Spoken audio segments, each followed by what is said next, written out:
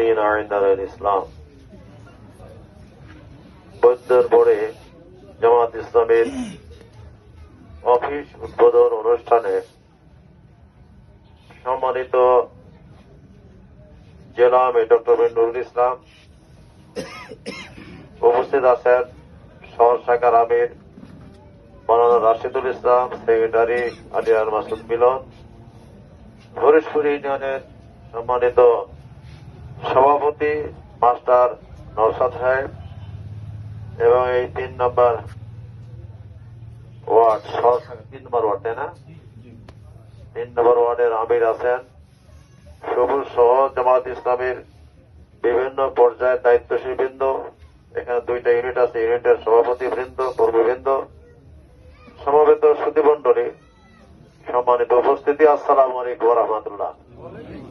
আপনারা কেমন আছেন? শীত কেমন লাগছে?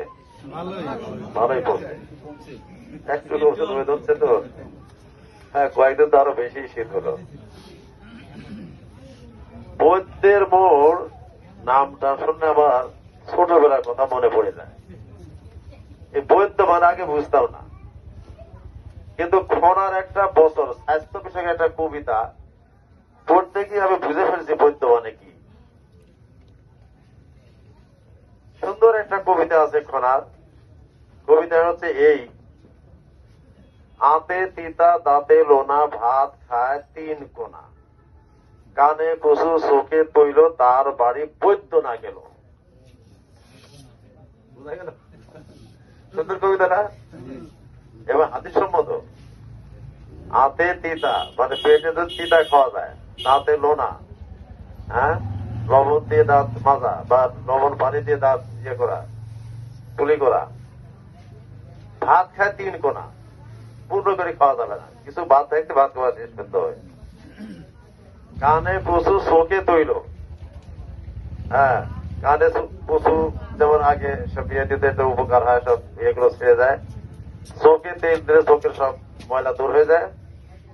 তার বাড়ি বৈদ্য না গেল, তার বাড়ি ডাক্তার যাবে না যদি এই নিয়মগুলো মেনে চলে। ওই ছোটবেলার কবিতা পড়ে বুঝে ফেলছিলাম বৈদ্য মানে ডাক্তারই হবে। সেই বৈদ্যের মনে আজকে আমাদের অফিস উদ্বোধন। হ্যাঁ, আল্লাহ তাআলা কবুল করুক। এই অফিসটা হবে ইসলামী আন্দোলনের ঘাটে ইনশাআল্লাহ। ইসলাম প্রচার হবে এখান থেকে ইনশাআল্লাহ।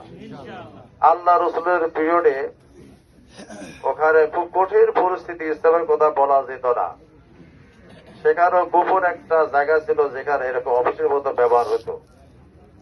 হ্যাঁ, সেখান থেকে ইসলামের প্রচার হতো। উপস্থিত ভাই সাহেব, হ্যাঁ, আপনারা জানেন